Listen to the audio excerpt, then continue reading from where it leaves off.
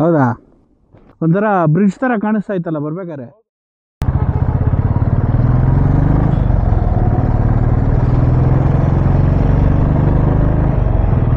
ಅಣ್ಣ Batman ಆಗ್ಬಿಟ್ಟವನೆ, full jacket ಅಲ್ಲ wings.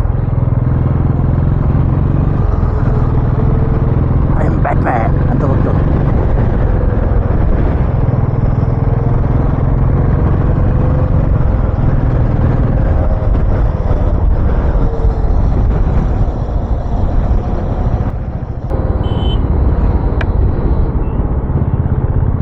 ರೋಡಲ್ಲೆಲ್ಲ butterflies ಓಡಾಡ್ತಾ ಇದೆ ಗುರು, ಸಕ್ಕತ್ತಾಗಿದೆ. ಗಾಡಿ ಓಡ್ಸೋಕೆ ಮಾತ್ರ ಸಕ್ಕತ್ತಾಗಿದೆ ಗುರು ಈ ರೋಡು.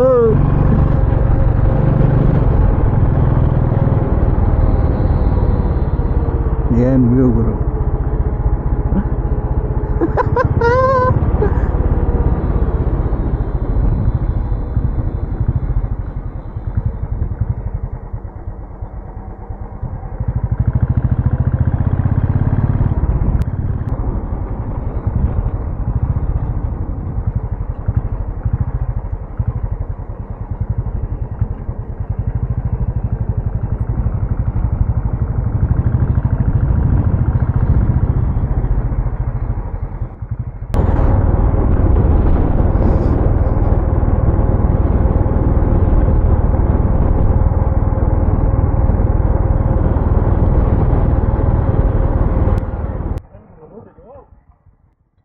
ಸೊ ನಾವು ಘಾಟಿ ಡ್ಯಾಮ್ ಮುಗಿಸ್ಕೊಂಡು ಇವಾಗ ಶ್ರೀನಿವಾಸ ಸಾಗರ ರಿಸರ್ವಾಯರ್ ಕಡೆ ಹೊರಟಿದ್ದೀವಿ.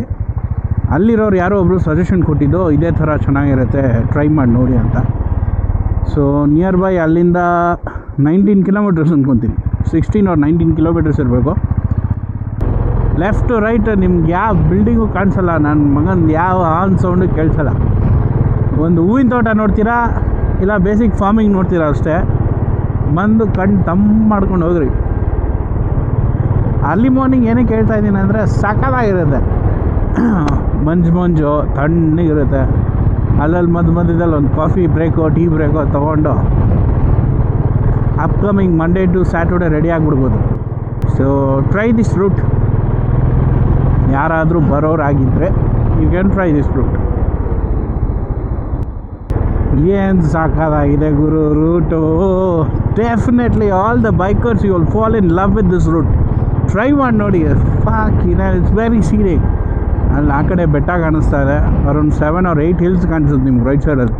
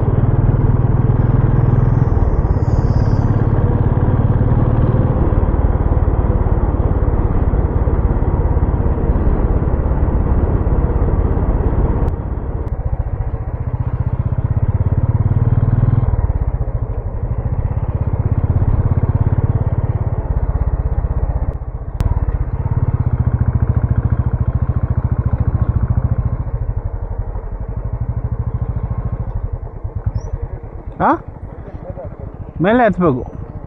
ಅದ್ರ ಬದಲು ಅಲ್ಲೊಂದು ಸ್ಪಾಟ್ ಐತಲ್ಲ ಹೋಗೋಣ ನೋಡಿ. ಹಾಂ, ಮೇ ಬಿ ಇಲ್ಲಿಂದ ಎಲ್ಲ ಓವರ್ಫ್ಲೋ ಆಗಿ ಬೀಳುತ್ತೆ ಅನಿಸುತ್ತೆ.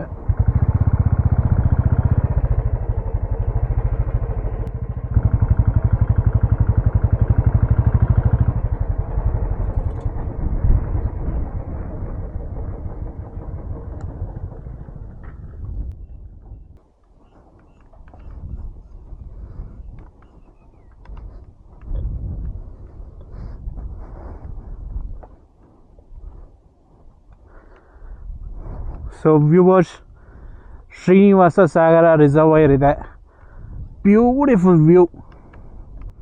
ವ್ಯೂ ಏನು ಎಂಜಾಯ್ ಮಾಡಿ. ದಯವಿಟ್ಟು ಪ್ಲಾಸ್ಟಿಕ್ಸ್ ಏನು ಎಸೆಯೋಕ್ಕೆ ಹೋಗಬೇಡಿ. Ride safe, be safe, until we meet again.